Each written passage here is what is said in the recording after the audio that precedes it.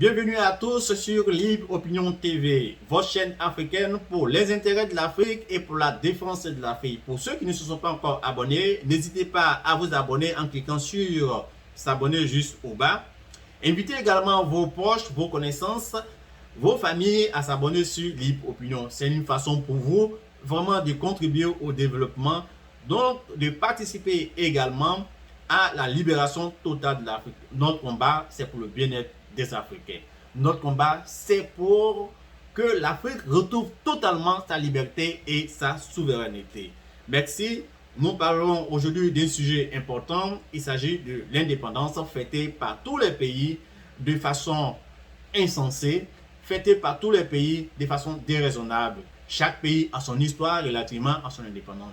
Les Américains, par exemple, ont bouté hors de leur territoire à partir d'une bataille très rude. Les Anglais, partant de là, chaque juillet, ces Américains fêtent leur indépendance et ils appellent ça la fête nationale. On n'entend jamais parler de la fête d'indépendance, mais ils parlent plutôt de la fête nationale.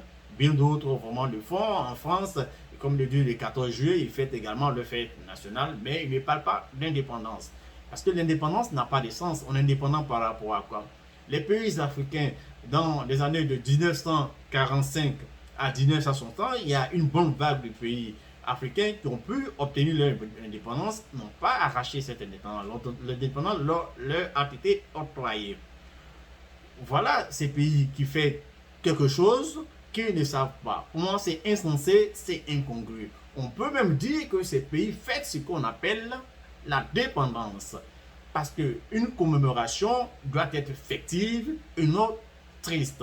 Lorsque on vous octroie l'indépendance, alors c'est une commémoration triste et non fictive. C'est ce que nous observons, c'est ce que nous pouvons dire sur les indépendances fêtées par tous les pays africains. Qu'est-ce qui nous apporte de bon? Notons au passage que tous ces pays africains, la majeure partie des pays africains aujourd'hui sont des pays dépendants. Nous sommes dépendants, nous n'avons pas de souveraineté. Monétairement, nous sommes dépendants, nous n'avons pas encore la souveraineté monétaire. Un pays qui a une souveraineté monétaire retrouve sa monnaie dans toutes les banques centrales, partout en Europe, en Afrique, en Asie. Prenez le cas des États-Unis avec le dollar américain. Vous allez retrouver le dollar américain dans toutes les banques centrales, même dans les banques commerciales. En fait, vraiment un saut dans ces banques, vous verrez au moins. Prenez également l'Europe avec l'euro, c'est pareil. Donc ces monnaies qui sont dites des monnaies fortes sont liées directement à la souveraineté de ces pays. Pour dire que ces pays sont effectivement libres. La liberté oriente, sinon nous oriente vers le pouvoir d'agir sans contrainte. On parle de liberté de décision, on parle de liberté d'action. En la liberté, il y a plus de sens. En la liberté, il y a plus de mouvement, il y a plus de dynamisme, contrairement à l'indépendance. Donc l'indépendance n'a pas de sens. Les pays africains gagneraient plutôt à parler de l'unité, à parler d'une seule voix, donc à créer une monnaie pour qu'on puisse reconnaître leur souveraineté, pour qu'à l'ONU, on ait au moins un droit de veto. C'est la moindre des choses. Nous sommes dépendants dans tous les secteurs, dans tous les domaines. Économiquement, nous sommes dépendants. Monétairement, nous sommes dépendants. Technologiquement, nous sommes dépendants. Scientifiquement, nous sommes dépendants. La preuve en est que nous importons tout. Que ce soit les bateaux, les avions, les voitures, le matériel agricole, si vous voulez également. Nous importons tout. Tout ce qui est produit pharmaceutique, nous importons. C'est ce que nous appelons la dépendance. La dépendance, elle est tellement forte, elle est tellement flagrante que nous devons prendre conscience pour nous battre corps et âme afin d'obtenir notre liberté. La liberté, elle est importante. Il est bien vrai que la liberté a des limites. Oui, la liberté a des limites parce que moi, ma liberté s'arrête où commence la liberté de l'autre. Dans ce cas de figure, on peut comprendre le sens de la liberté dans une zone bien circonscrite, dans une zone bien donnée. Lorsque la zone elle est bien circonscrite, avec des règles qui sont bien établies, avec des lois ou bien la loi fondamentale d'un pays, alors la liberté dans ce cas, a un sens. Donc, il est bien quand même de parler de liberté.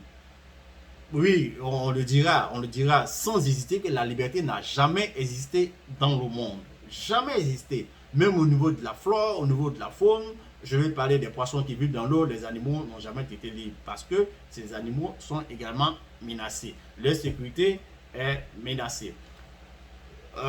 Toutefois, on peut parler de liberté, on peut se permettre de parler de liberté, comme je le disais tantôt, si nous nous donnons des règles, nous donnons des principes, nous donnons des lois, nous donnons, je parle de la loi fondamentale et des lois organiques également. Dans ce cas de figure, on peut parler de liberté. Donc, l'Afrique doit réclamer, oui, fort, avec sa dernière énergie, sa liberté, la liberté d'expression, la liberté de décider, la liberté de choisir, la liberté de voter à l'ONU, d'avoir un droit de veto, la liberté économique, la liberté scientifique, la liberté monétaire, avoir un système financier, c'est tout ce qui nous manque. C'est pourquoi nous ne pouvons pas financer notre économie. C'est pourquoi nous sommes incapables de créer des emplois. Dites-moi, lequel des pays africains aujourd'hui est capable de créer des emplois où l'on peut sans hésiter dire que nous avons un taux de chômage qui tourne autour de 8 à 9%. Dites-moi, c'est un défi que je vous lance.